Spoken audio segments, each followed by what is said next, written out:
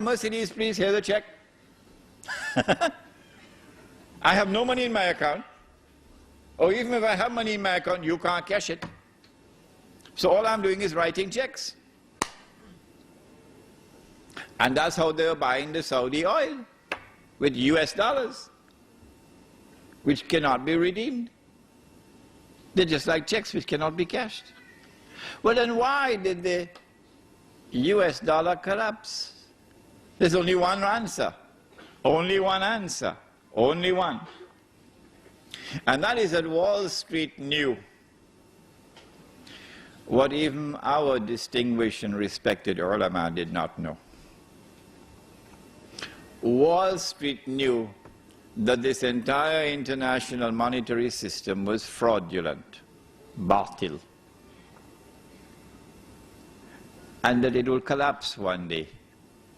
And they thought that that day had come. In 73 and again in 80. And so a Wall Street banker would not ask,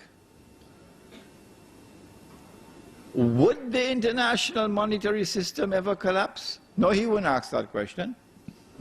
What's the question he will ask? When would it collapse? That's what he would ask. Since 1980, something strange has been happening. And that is that there has not been any more collapses. The US dollar, in relationship to gold, has remained fairly stable for 22 years now.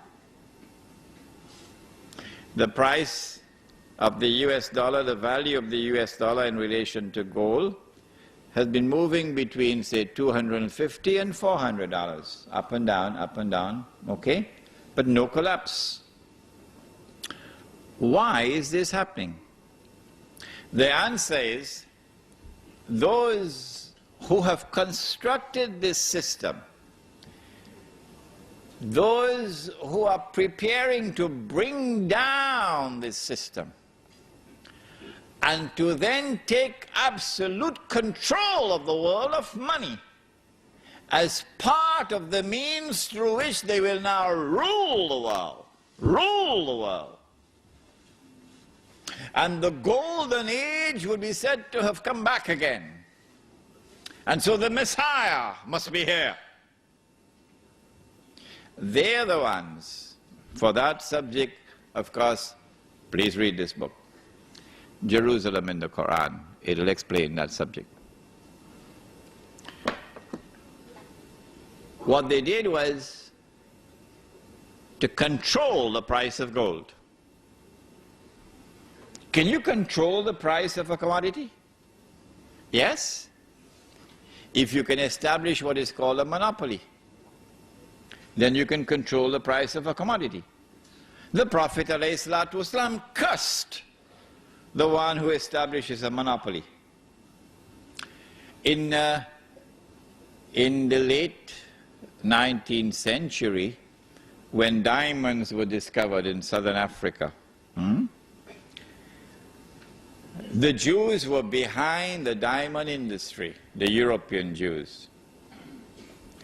And they wanted to take control of the diamonds, and they wanted to maintain the high price so that the price would not lower. So what they did, they used, of course, a British as a front man, so that Jewish face would not be up front. His name was Cecil John Rhodes. Cecil John Rhodes. And using Cecil John Rhodes, of course the Jew is behind him, Alfred Beat is the Jew behind him, and behind Alfred Beat is Lord Rothschild in Europe, a Jewish banker. What they did was to buy out all the other diamond mines. And those which could not be bought out, they got them to come together in one amalgamated company, which was called De Beers Consolidated. And once they did that, they were able to maintain stability in the price of diamonds at the level that would give them the maximum return. And so this is what has been happening to gold. Not for the purpose of keeping the price high, no. For the purpose of keeping the system from collapsing. We don't want it to collapse on its own. We want to bring it down when it will be in the interest of the State of Israel. That's where we are today, brothers and sisters. This is the history of what has happened since the first paper money was issued. The attack on America on September the 11th is the opening rounds. I have warned you time and again. The opening rounds of the countdown which will witness the transfer of power from one ruling state to another, from the United States of America to the State of Israel. How does Imran Hussein know this? Where does he get this knowledge? Brother, the hadith is there. We've used it as the cover of this book. Sure, you can differ with me. I have no problem with that if you differ with me, that I have interpreted the hadith in the way that I have, and you are uncomfortable with it. Fine. But what are you going to do when Israel becomes the ruling state of the world? You'll remember me on that day, yes? Yeah. Imran was right. He interpreted the hadith correctly. Part of the process through which the Jews will take control of the world is the attack with money. This is riba. With the value of the money collapsing, going down lower and lower, she was working, you remember, for 40 bags, the black woman. And then the white South African government was slapped in the face by the US Congress in 1988. Why?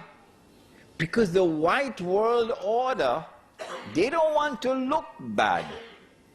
And this was an eyesore in South Africa. So they wanted to get rid of this apartheid because it was embarrassing them. So they slapped economic sanctions on South Africa in 1988. And then the South African rand collapsed. It was 1.9, it went to 3 rands to the dollar. And the woman who was working for 40 bags of mealie meal or corn, she's now getting 20 bags. Huh? And then when the black government gave way, the white government gave way to the black government, 91 or 92, the South African rand had some color consciousness in it. Because as soon as the black government took power, it dropped from 3 rands to 6 rands. Strange things happening, eh? And then when September 11 took place, 2 aeroplanes hit 2 towers, and the South African rand thousands of miles away fell from 6 to 9.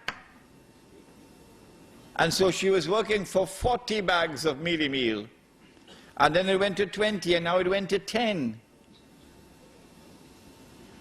And then about a month or 2 ago, I don't know, it reached up to 12 rands to $1 US before the South African government established a commission inquiry to find out where is this thief.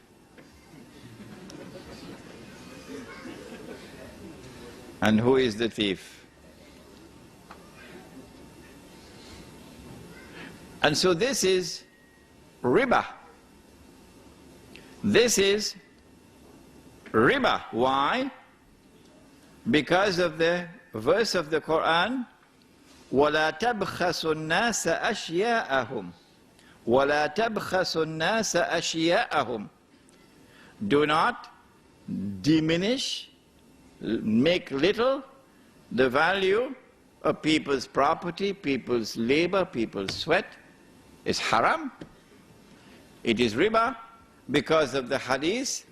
If you rip off somebody, then that's riba. This is a rip-off. When the moment is appropriate,